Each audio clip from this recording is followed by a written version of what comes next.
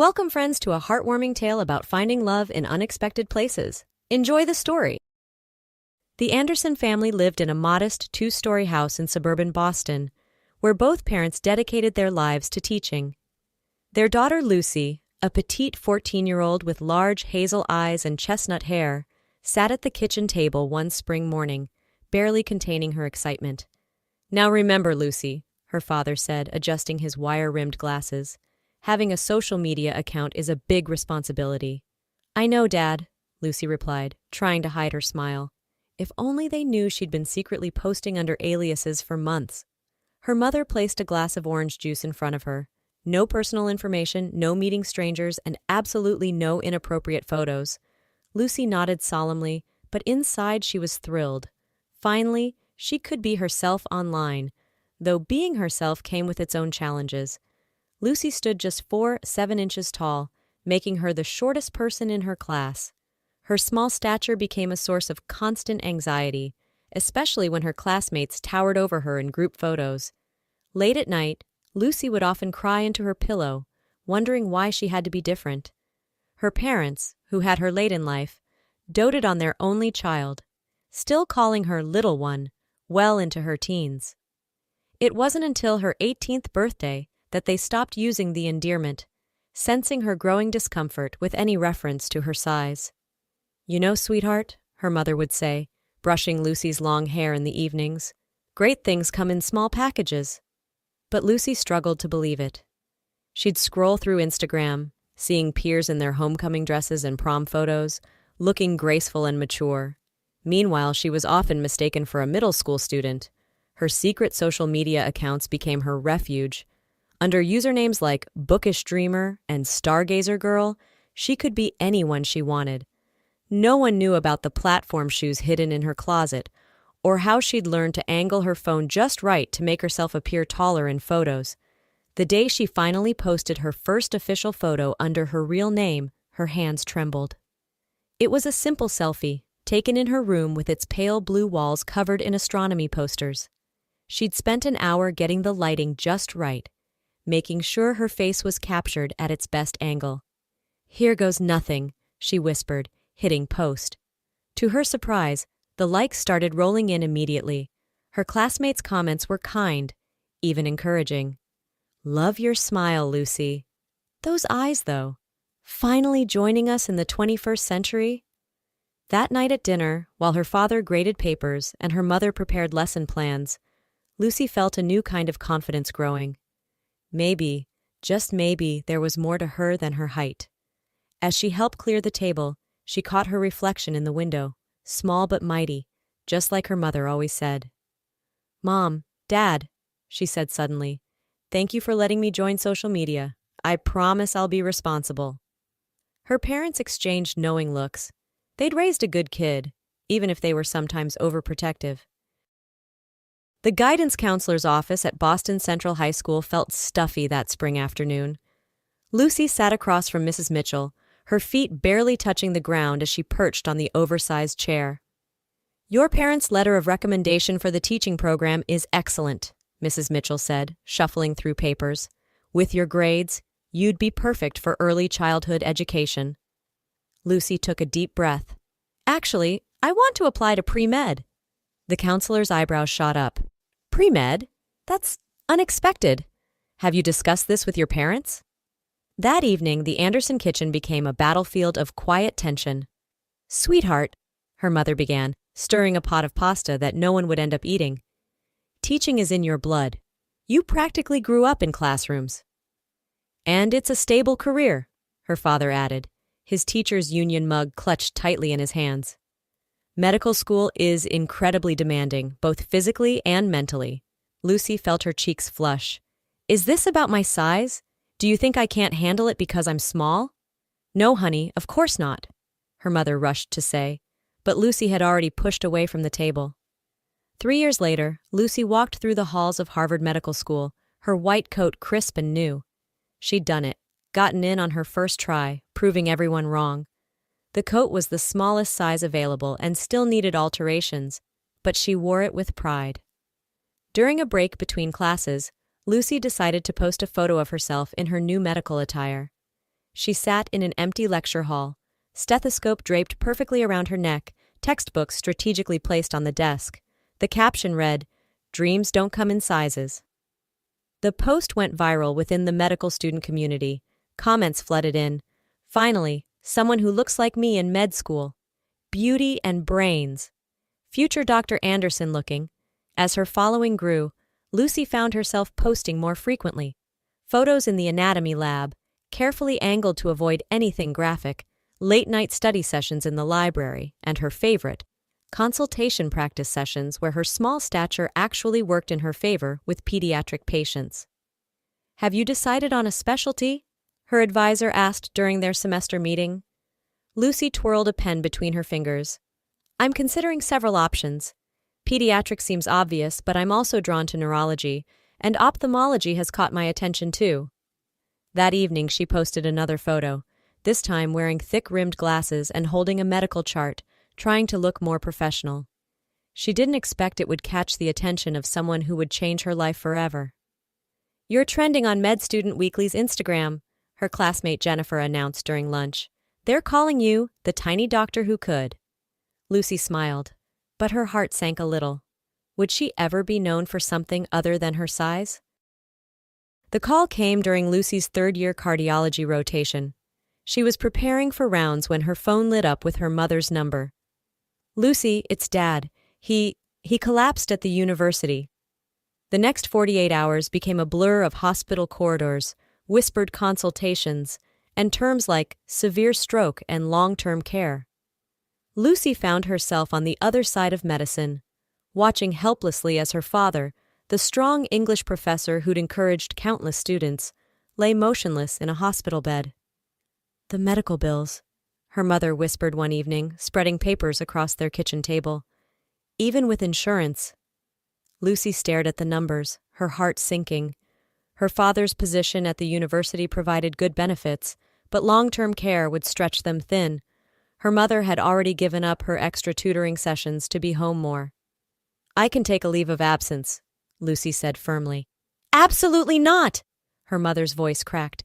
"Your father would never forgive himself if you quit medical school." "Not quit, Mom. Just pause."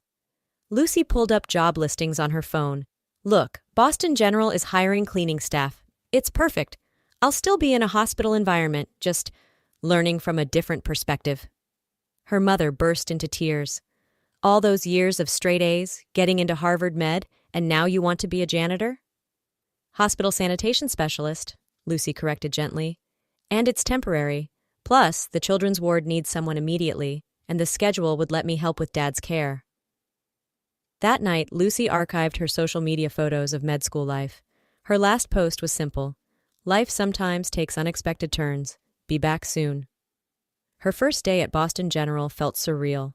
The same halls she'd walked as a medical student now looked different from behind a cleaning cart. The children's ward was both easier and harder than she'd expected. Easier because kids didn't judge her size. Harder because she saw her medical school dreams slipping away with every floor she mopped. "You're new," observed a veteran nurse named Gloria. "And honey, you're holding that mop all wrong." Lucy learned quickly how to efficiently clean rooms between patients, the best time to mop corridors, which cleaning solutions worked best for different spills. Her small size actually became an advantage. She could maneuver equipment into tight spaces others found challenging. At home, she developed a routine. Wake up early, help her father with physical therapy, work her shift, come home to assist with evening care, sleep, repeat. Her mother had taken to working remotely when possible, grading papers from her father's bedside. "I saw your old classmates today," her mother mentioned one evening, Jennifer and Sarah. "They're starting their residency applications." Lucy forced a smile. "That's great." She checked her watch. "I should get some sleep. Early shift tomorrow." In her room, Lucy allowed herself one peek at her old social media accounts. Her followers had dropped significantly, but a few loyal friends still left encouraging messages. As she was about to log off, a notification appeared. A message from someone called Rob Bond. "Your medical photos inspired me," it read. "I hope whatever caused your hiatus is temporary. Healthcare needs people like you." Lucy hesitated, then closed the app without responding. Romance was the last thing on her mind right now. Besides, who would want to date a medical school dropout turned janitor? Lucy trudged up the stairs to her family's second-floor apartment, her legs heavy after a 12-hour shift. The fluorescent lights in the hallway flickered, casting strange shadows on the worn carpet. She almost missed it. A delicate red rose wrapped in clear cellophane, lying on the welcome mat. "Mom?" she called out after entering. "Did you see who left this?" Her mother looked up from her laptop, where she'd been preparing next week's lesson plans. "No, honey. It was there when I got home from the grocery store." Lucy examined the rose. No card, no note, just perfect crimson petals and professional wrapping. She placed it in a slim vase, trying to ignore the flutter in her stomach. The next morning she convinced herself it was a delivery mistake, until it happened again, and again. After her third night shift, there was another rose. Then after her fourth, always the same, a single red rose in pristine condition, professionally wrapped, waiting on her doorstep when she returned home. "Maybe it's that cute resident from the third floor," her mother suggested, a hint of hope in her voice. It was the first time she'd seen Lucy show interest in anything besides work and caring for her father since the crisis began. Lucy shook her head. "I think it's being delivered. I saw a guy in a florist uniform last time." That evening, while her father dozed in his medical bed in the living room, Lucy finally checked her social media messages. Rob Bond had written again. "I noticed you sometimes check in here. Just wanted to say I hope you're doing well. We live in the same city. Boston's medical community isn't that large. Maybe someday our paths will cross." Lucy clicked on his profile. The photo showed a man in his late 20s, with intelligent eyes and a gentle smile. His profile was private, but she could see glimpses of his life. Pictures in parks, at cafes, often with a small boy whose face was never quite visible. Her finger hovering over the keyboard, Lucy drafted and deleted several responses before finally writing, "Thank you for your kind messages. Life is complicated right now." The response came almost immediately, just a simple heart emoji. That night, Lucy lay in bed, her mind racing. Something about Rob Bond seemed familiar, but she couldn't place it. And these roses? Could they be connected? She pulled up the local florist shops on her phone, determined to investigate. The next morning, she intercepted the delivery boy in the lobby. "These roses," she pressed. "Who's ordering them?" The young man shrugged. "Sorry, ma'am, we just deliver. You'd have to ask the shop." Lucy visited Flora's Finest after her shift, but the manager was equally unhelpful. "Client confidentiality," she said with an apologetic smile. Back home, Lucy found another message from Rob Bond. Some things in life are meant to remain mysteries, at least for a while. She stared at the screen, her heart racing. Was this charming stranger behind the roses? And if so, why all the secrecy? The children's ward was unusually quiet that morning. Lucy pushed her cleaning cart past the nurse's station, nodding to Gloria, who was updating patient charts. "New admission in 302, Gloria mentioned. "Poor little thing's been running a fever all night. Dad couldn't stay. Something about an emergency at work." Lucy entered room 302, expecting the usual scene. Instead, she found herself looking at a small boy with dark hair, lying on his side, facing the wall. Something about his profile tugged at her memory. "Hello?" came a small voice, startling her. The boy had turned over, revealing eyes that seemed strangely familiar. "Hi there," Lucy smiled, gripping her mop handle. "I'm just here to clean." "Are you a nurse?" The boy sat up, his hospital gown too big for his small frame. "No, I'm a sanitation specialist. That means I keep everything clean and germ-free." "I'm Tommy," he announced with surprising formality for a 5-year-old. "Tommy Bonds." Lucy's heart skipped a beat. Bonds, Bond, could it be? "My daddy has your pictures," Tommy continued innocently, his fever-bright eyes fixed on her face. Lucy nearly dropped her mop. "Your daddy?" "Uh-huh. He's super smart. He makes computers work better." Tommy's face brightened. "He's coming back later. You can meet him." Throughout her shift, Lucy found herself returning to Tommy's room more often than necessary. He was different from other child patients, thoughtful, articulate, and surprisingly good company despite his illness. "Where's your mom?" she asked during one visit, immediately regretting the question when Tommy's face fell. She went away, he said quietly. Daddy says a big wind took her to another country, like in the Wizard movie, but I think that's just a story for kids. Lucy's heart ached. She sat on the edge of his bed, breaking every hospital protocol. Sometimes grown-ups tell stories because the truth is complicated. Do you know any good stories? Tommy asked hopefully. And so began their routine. Lucy would finish her cleaning rounds early to spend time with Tommy, telling him stories about brave little knights and clever princesses who saved themselves. She taught him how to make shadow puppets on the wall with the nightlight, and he showed her his collection of toy cars that his dad had brought from home.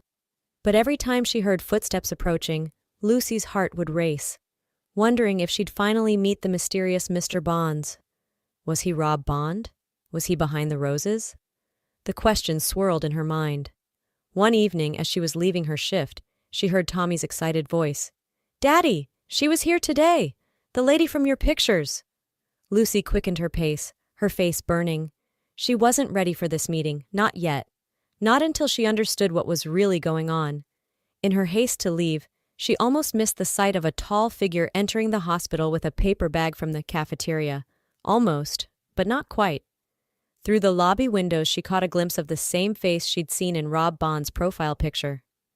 "Time to get some answers," she muttered, pulling out her phone. But first, she had a plan to set in motion. Lucy arrived early for her next shift, her heart pounding with determination. She'd arranged to swap duties with another cleaner, ensuring she'd be working when Tommy's father came for his evening visit. From her strategic position near the nurse's station, she watched him arrive. He was taller than she'd expected, dressed in casual business attire, carrying another paper bag from the cafeteria. She followed him discreetly to the first-floor reception area where visitors left food for patients during quarantine. Through the glass partition, she observed him.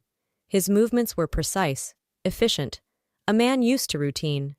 But there was something else, a heaviness in his shoulders that spoke of hidden burdens. He didn't look like a recent divorce enjoying his freedom. He looked tired, lonely. That evening, Lucy sat in her car in the hospital parking lot, watching as Richard Bonds left the building. To her surprise, he turned on upbeat music in his car before driving away. The contrast between his apparent mood and his actions confused her even more. Back home, she found another rose waiting. This time, instead of putting it in water, she sat down at her kitchen table and opened her laptop. Her fingers hovered over the keyboard before she began typing. "Dear Rob Bond, or should I say Mr. Bonds, I don't know what game you're playing, but I met your son today. Tommy is a wonderful child who clearly misses his mother. I don't understand why you're sending me roses or what your intentions are, but I deserve an explanation. Lucy." The response came faster than she expected. Her phone rang within minutes. Lucy stepped onto her small balcony to take the call, closing the door behind her to avoid waking her father. "Hello, Lucy." His voice was warm, gentle. "I suppose I owe you an explanation." "Yes, you do," she said firmly, though her hands were shaking. What followed was a story that brought tears to her eyes. Richard spoke of his wife's departure, the struggle to explain to Tommy why Mommy wasn't coming home, the lonely nights spent trying to be both mother and father to a confused little boy. "I saw your medical school photos months ago," he explained. "You looked real, genuine, not like the artificial profiles I usually see. When I realized you worked at Boston General, I thought fate was giving me a sign. But why the secret roses? Why not just introduce yourself?" He laughed softly. "Would you have given a single father with a complicated past a chance if I had? Besides, Tommy took an instant liking to you, something that hasn't happened with any woman since his mother left." Lucy leaned against the balcony railing, watching the city lights flicker. "I'm not looking for a relationship," she said quietly. "My life is complicated too. My father's illness, putting medical school on hold." "I know," Richard replied. "I did my research, maybe too much. I know about your father's stroke, about you taking the hospital job. Lucy, I'm not asking for anything. I wanted you to know that someone sees you, really sees you." The conversation continued late into the night. Lucy learned about Richard's work as a software engineer, his struggles with single parenthood, his hopes for Tommy's future. In turn, she shared her dreams of becoming a doctor, her insecurities about her height, her fears about her father's recovery. As she finally prepared for bed, Lucy realized something had shifted. The mysterious admirer had become real, not a fantasy or a threat, but a person with his own struggles and hopes. She picked up the rose from her table, really looking at it for the first time. Like her, it was perfect in its own way. Not too large, not too showy, but beautiful nonetheless. Boston's autumn painted the city in shades of gold and crimson as Richard and Lucy's relationship slowly blossomed. Their first official meeting happened outside the hospital. Lucy had just finished her shift when she found him waiting by his car, a single rose in hand. "No more doorstep deliveries?" she teased, accepting the flower. "I thought it was time to deliver these in person," he smiled, and Lucy noticed how his eyes crinkled at the corners. Their courtship was unconventional by any standard. Late-night coffee after her shifts, early morning walks in the park before his work, and weekend visits to Tommy in the hospital until he recovered. Richard would often bring lunch to share during her breaks, setting up impromptu picnics in the hospital's courtyard. "You know," he said during one such lunch, "Tommy asks about you even when you're not working." Lucy smiled, thinking of the boy who'd become such a bright spot in her life. "He's a special kid." "He is," Richard agreed, then hesitated. "My parents want to meet you." Lucy froze, her sandwich halfway to her mouth. Meeting the parents? That was serious. "Richard, they already love you," he rushed to add. "I might have been talking about you. A lot." The meeting with Richard's parents turned out to be less daunting than Lucy expected. His mother, a retired librarian, immediately took to her, while his father, a former engineer, was impressed by her medical knowledge. However, introducing Richard to her own family proved more challenging. Her mother's reaction was exactly what Lucy had feared. "A single father?" her mother whispered in the kitchen, while Richard chatted with her father in the living room. "Lucy, honey, are you sure about this? You're so young and taking on someone else's child." "Mom," Lucy interrupted firmly, "Tommy isn't baggage. He's part of the package, and I love them both." The words surprised her even as she said them. When had that happened? Perhaps it was during the quiet moments when Richard would text her goodnight, or when Tommy would light up at her arrival. Or maybe it was in the way Richard never once made her feel small or insufficient. Their relationship deepened as autumn turned to winter. Richard started picking her up after every shift, regardless of the hour. They developed a routine. He'd bring coffee, she'd share stories from her day, and sometimes they'd just sit in comfortable silence, watching the snow fall. Tommy, now fully recovered, became their biggest cheerleader.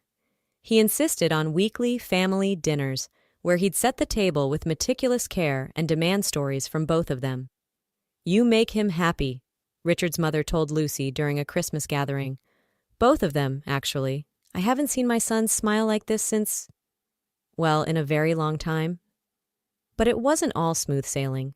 Lucy still struggled with insecurities about her height, especially when they attended Richard's company functions. And there were moments when Tommy would mention his mother, creating a temporary shadow over their happiness. "Do you think she'll ever come back?" Tommy asked one evening while Lucy helped him with homework. Lucy's heart ached. "I don't know, sweetheart, but you know what? It's okay to miss her and still be happy with what we have now." Richard, who'd been listening from the doorway, later pulled her into a tight embrace. "How did I get so lucky?" he whispered into her hair. As winter melted into spring, Lucy realized their love story wasn't just about her and Richard.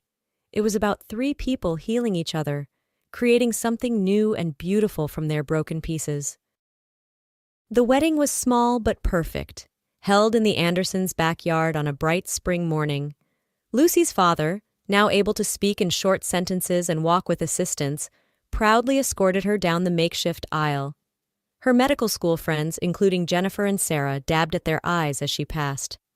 Lucy wore a simple ivory dress that made her look like a fairy tale princess, at least according to Tommy, who took his ring-bearer duties with utmost seriousness.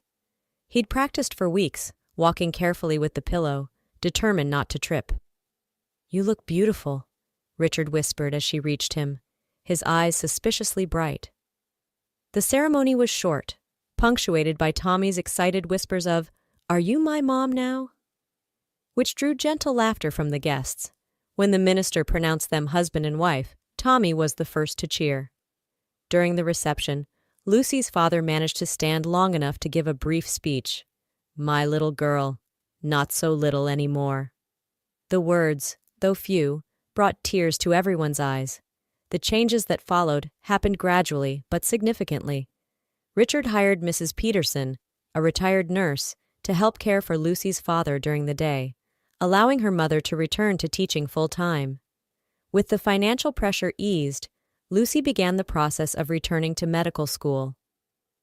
"Are you sure about this?" she asked Richard one night, surrounded by readmission paperwork.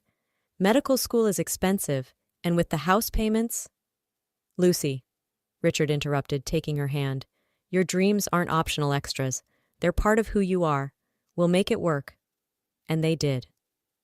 Lucy returned to her studies with renewed determination, while Richard adjusted his work schedule to accommodate their new life. Tommy proved to be an enthusiastic study partner, always eager to learn medical terms he could barely pronounce. Then came the biggest surprise of all. During her first semester back at medical school, Lucy discovered she was pregnant. She broke the news to Richard and Tommy over dinner, watching their faces transform with joy. "A sister! I want a sister!" Tommy declared immediately.